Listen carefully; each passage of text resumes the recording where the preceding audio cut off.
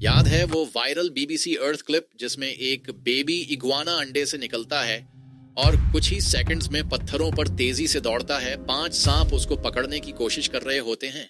ना कोई ट्रेनिंग, ना दुनिया का ज्ञान, सिर्फ इंस्टिंक्ट्स। Absolute cinema, right? अब उसे कंपेयर करो एक ह्यूमन बेबी से। ना चल सकता है, ना भाग सकता है, और तो और अपना सिर भी नहीं संभाल सकता। अगर सामने कोई स्नेक आ गया तो ह्यूमन बेबी का बेस्ट डिफेंस है जोर से रोना। शायद कोई और आके संभाल ले। तो सवाल ये है, ह्यूमन बेबीज इतने यूजलेस क्यों होते हैं जन्म के टाइम? ना ये पेरेंटिंग का फॉल्ट है, ना इवोल्यूशन ने हमें भुला है। ये थोड़ा डीप है और थोड़ा वियर्ड भी। हमारे बच्चे तो डम पैदा होने के लिए डिजाइन किए गए हैं। ये उन कहानियों में से एक है जो तुम्हें दोबारा सोचने पर मजबूर कर देगी कि हम यहाँ कैसे आए। Let's dive in. तो साइंटिस्ट्स काफी टाइम तक पजल्ड थे, सालों तक। क्यों एवोल्यूशन, जो सर्वाइवल के लिए ऑब्सेस्ड है, सबसे ज्यादा हेल्पलेस बेबीज को बनाएगा? फिर उन्होंने डॉट्स कनेक्ट करने शुरू किया और सब कुछ 2 बड़े ऑब्जर्वेशन से स्टार्ट हुआ। ह्यूमन ब्रेन्स हैं रिडिकुलसली बड़े और ह्यूमंस 2 पैरों पर चलते हैं, यानी हम बाइपेडल हैं। शायद सुनने में अनरिलेटेड लग रहा हो, लेकिन कनेक्शन डीप है।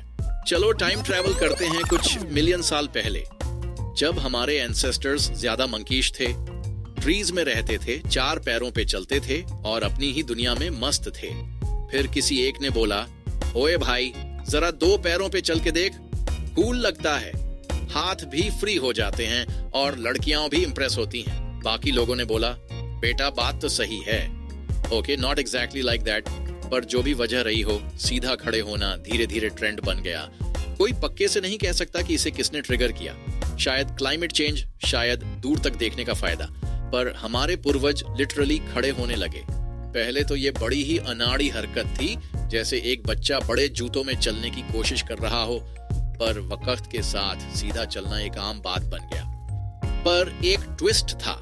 सीधा खड़े होने का मतलब था कि हमारा पेल्विस सही तरीके से रोटेट और श्रिंक हो पाए ताकि बैलेंस बना रहे।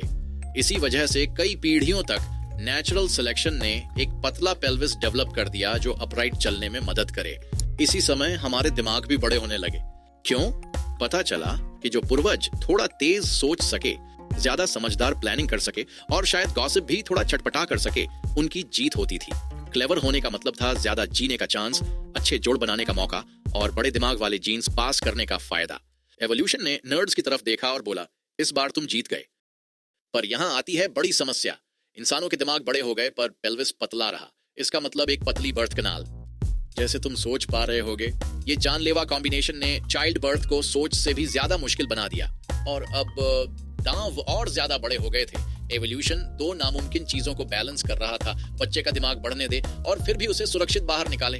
तो फिर उसने क्या किया? जैसे कोई साइंटिस्ट लैब कोट पहने एक्सपेरिमेंट्स करता है। Trial, error, repeat. हर प्रजाति एक टेस्ट केस थी, हर जन्म एक जुआ। नेचर तो अपनी ही थ्रिलर लिख रहा था। देर से जन्म देना, ठीक है, बच्चा अपनी डेवलपमेंट पूरी कर सकता है, पर माँ और बच्चा दोनों के लिए ये जानलेवा हो सकता है डिलीवरी के समय। जल्दी जन्म देना, बच्चे बच जाते हैं पर अधूरे तैयार होते हैं। तो एवोल्यूशन एक कैओटिक जीनियस की तरह ऑप्शन बी चुना, बच्चों को जल्दी जन्म दो, इससे पहले कि दिमाग पेल्विस के लिए इम्पॉसिबल बन जाए। जैसे नेचर कह रहा हो, ठीक है अभी निकाल दो, बाकी का डाउनलोड बाद में कंप्लीट करेंगे।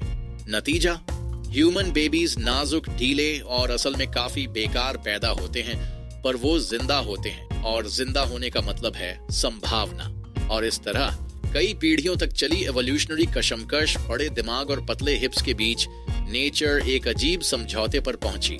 बच्चों को जल्दी पैदा करो, दुआ करो कि बच जाए और भरोसा रखो कि एक दिन ये बच्चे इंटरनेट मीम्स और 3 घंटे के पॉडकास्ट्स एंशिएंट एलियंस पर बनाएं। Evolution not perfect but undeniably creative. तो अगली बार जब तुम एक बच्चे को बस पढ़ा देखो जो कुछ नहीं कर रहा, याद रखना वो खराब नहीं है, बस वर्जन 1.0 है और पैच अपडेट्स वो जन्म के बाद आते हैं। क्या जबरदस्त हैप्पी एंडिंग है ना? बजिंगा! जैसे ही तुम सोचो कि एवोल्यूशन ने सब सही कर लिया, plot twist, human child birth अब भी प्राइमेट्स की पूरी लाइनअप में सबसे कठिन, सबसे दुख भरी और फ्रैंकली सबसे ज्यादा डरावनी चीजों में से एक है।